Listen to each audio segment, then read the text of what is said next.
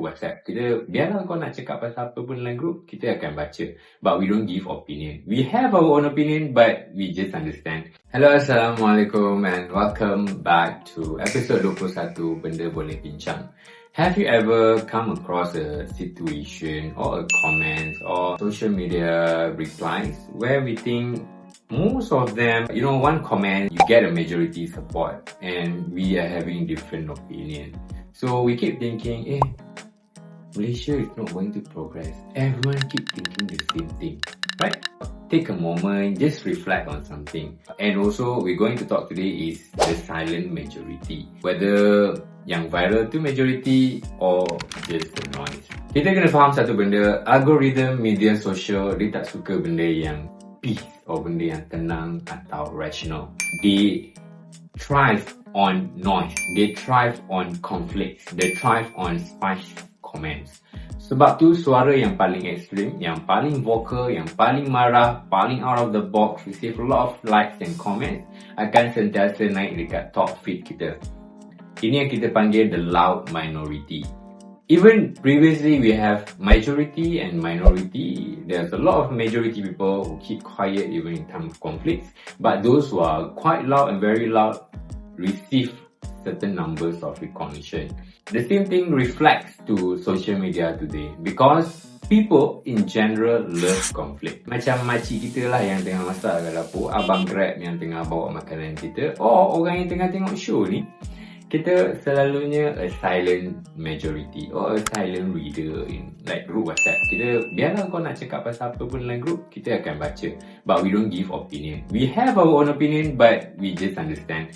But we don't think that react extremely to certain comments would be benefit things for us. So the problem starts bila kita ingat the loud minority ni sebenarnya adalah suara majority.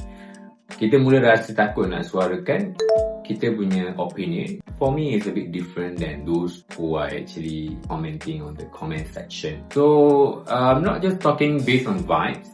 There are actually quite interesting data to support this. According to Pew Research Center in Twitter, for example, they found out just putting 1 billion of active X or Twitter user, but only 10% of those users yang sebenarnya tweet entire time yang menghasilkan almost 95% of entire tweets on Twitter. Oh. Even I feel like, I did tweet a lot, but am I in the 10%?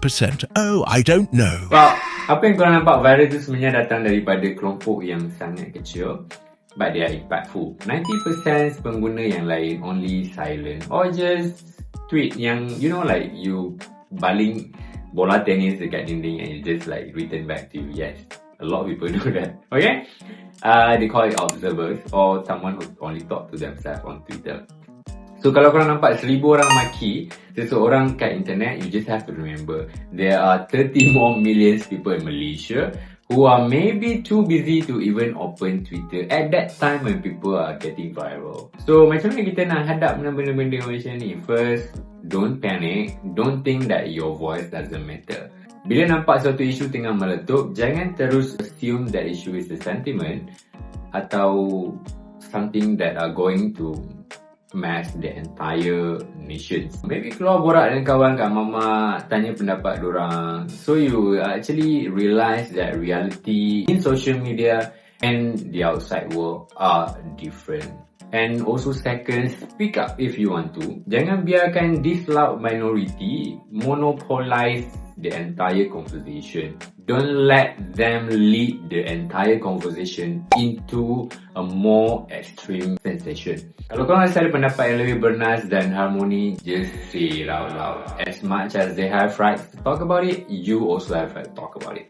Silence is golden, but sometimes silence gives power to the wrong voices. In conclusion guys, jangan biar noise dekat internet tu buat rasa korang rasa sesat ataupun buat korang rasa macam, the entire nation is changing. My voice is not as loud as before. Maybe. But suara yang paling kuat tak semestinya betul. And suara yang diam tak semestinya tak ada.